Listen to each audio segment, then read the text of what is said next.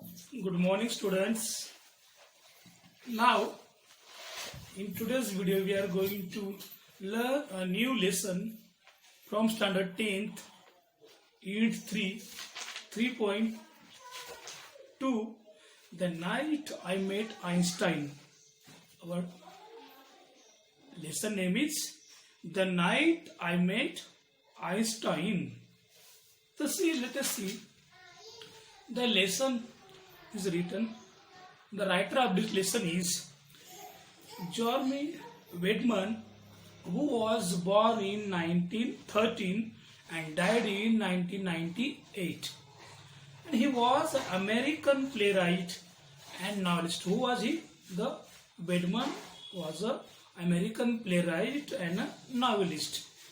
So in the year 1960, he won the Pulitzer Prize for his work, a musical drama. So he also got the prize for his musical drama. The name was musical drama, title Fiorillo, and he worked together with George Abbott, Jerry Bex and Seldom Harnick for its music and lyrics. Okay, so he also worked with all these people.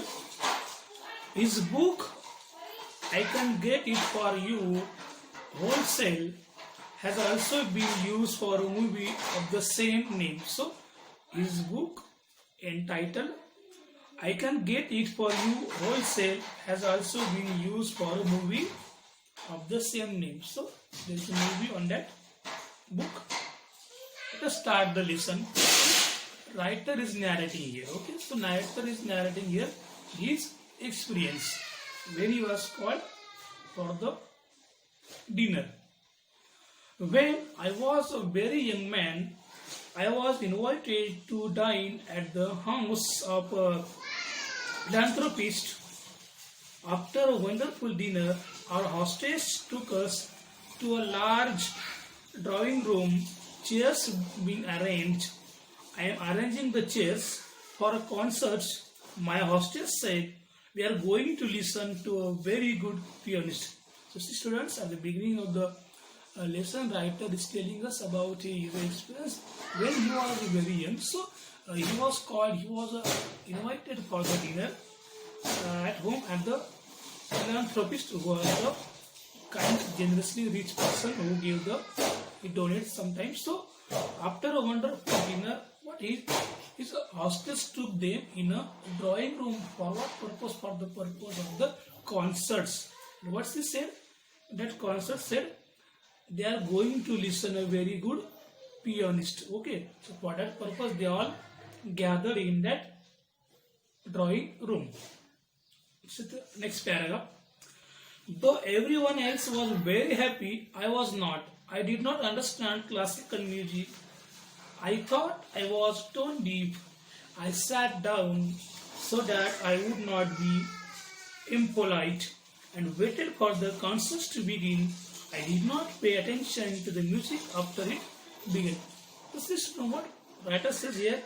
Though all the people, they were happy, but writer was not happy. Why? Because he did not know the classical music. He did not know the difference between the classical music, other music, and the high speech, low pitch. So that's why he thought he was a tone deaf. I sat down so that I would not be impolite and waited for them. So, but he sat there, means he did not want to show him as impolite, but he waited there for the concert to begin. I did not pay attention to the music after it began, but he did not pay the attention toward the music though it was started. Why? Because he did not know the classical music. Then, after a while, I heard everyone clapping, so I realized that the piece was over. So when after some time, after a while, when he saw every people in that drawing room, they were clapping with enjoyment, with happy mood. But he read that the piece was over. So what it felt? That performance was over.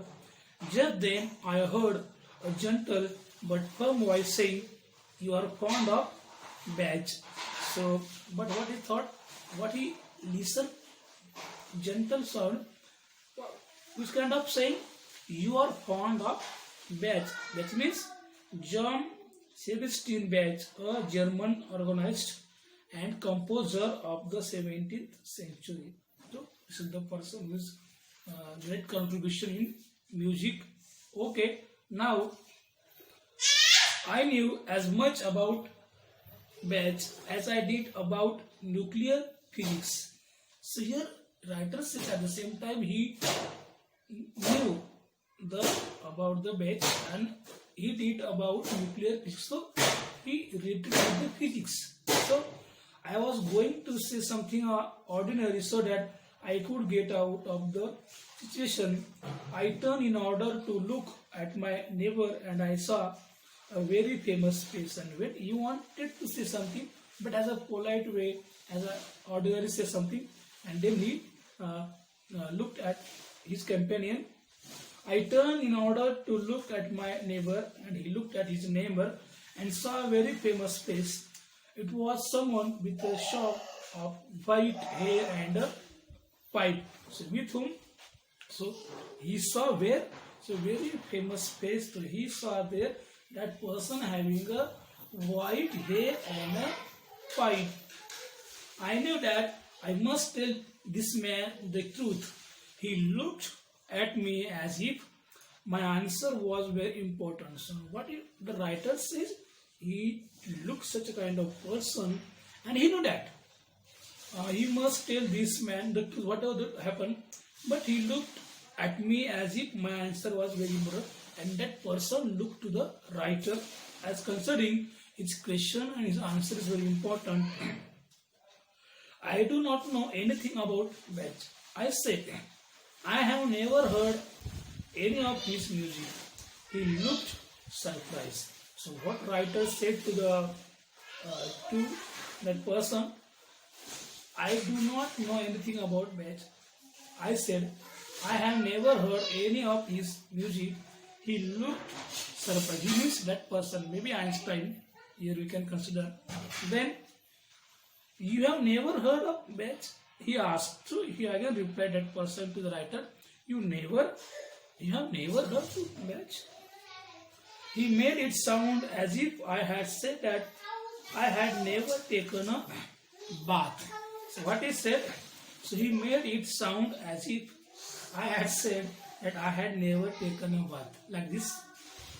I would like to understand music so that I could understand Bach. So what he said? I said so. Writer said to that person, he liked to understand the music so that he could understand Bach. I said, but I am not able to, I am tone deaf. So what writer said? I want to listen, but I am not able to. Why?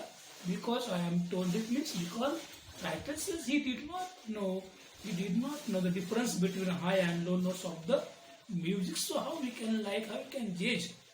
Okay, so this is about that. Next paragraph. See the next paragraph. Students here that concept writer is telling us about his experience. He's narrating. Okay, he has a narrator, and there he met that person, and he's telling, and they're discussing. The old man got up. That old man got up, with whom writer was speaking. You will come up with me, he asked.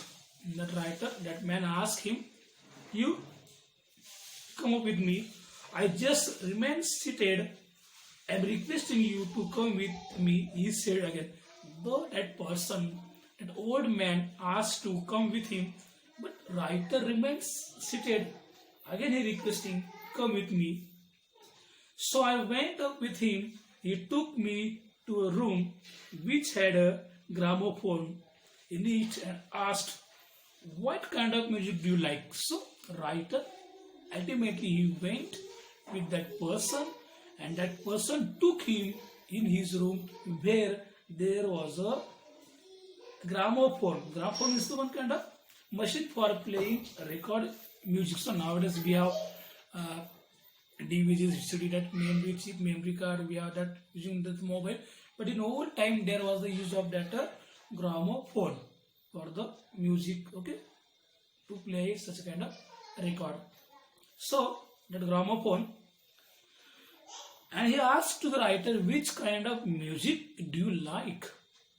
Well, I answered, I like songs that have words and the kind of music where I can follow the tune.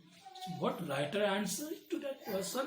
He answered, he liked that song having the words and some kind of music where writer he can follow the tune.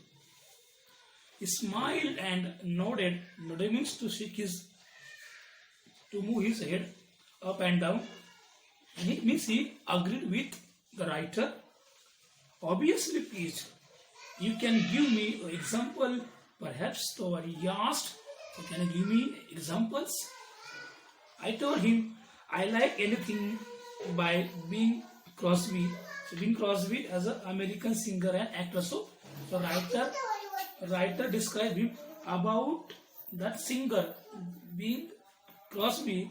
At once I could hear Crosby's voice filling the room. So he told that person he liked that Bing Crosby, that singers.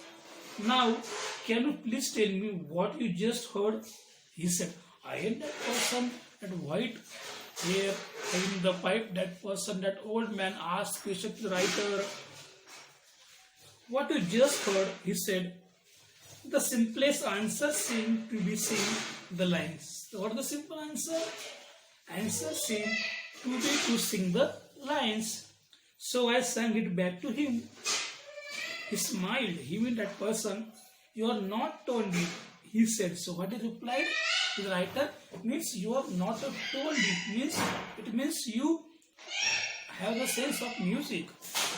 I told him this was one of my favorite songs, something I had heard hundreds of times, so it didn't really prove anything. So what the writer said at the same time. Why I replied, because hundred of times I have heard it. This is one of my favorite songs, so that's why I repeated it, and it did not really prove anything. It did not prove I know the music. Because of my favorite song, I sung it. Nonsense, said Einstein. Now what it says? Nonsense, said Einstein. It proves everything. Do you remember your first arithmetic lesson in school? What it says? It proves everything. And do you remember your first arithmetic lesson in the school? Suppose at your very first contact with numbers, your teacher had ordered you to work out of a problem in say. So I think you listen. Your teacher had ordered you to work out a problem in say long division or a fraction. Could you have done it? So by asking him his arithmetic lesson in his school, and by that fraction division, so and he asked him, could you have done it? No, of course not. So writer says, no, of course not. Exactly. It is like learning maths. So what it said? That music is like learning maths. We have to learn addition and subtraction in order to do multiplication and division. Now I am playing something little more advanced. So what here Einstein told to the writer, in the same way like a math, first we have to learn what? Addition, subtraction, in order to what? And then multiplication and the division. This is where we are playing something little more advanced. Okay. So it was John McCrum singing, the trumpeter sing that back he ordered. So what is it? It was the John McCormack singing, the trumpeter that sing that back he ordered. And we went on from level of higher level until he was playing just music without words. So who was playing there? That piano? John McCormack, and singing as a trumpeter. Okay. And the writer said, and they went from that level of the higher level until he was playing just music without words. I was amazed that this great man was paying complete attention to me so that I could learn something new. So what writer realized here in that moment, such a person is paying great attention towards me, so then it's my responsibility. I could learn something new. So it was as if I was the most important person in his world.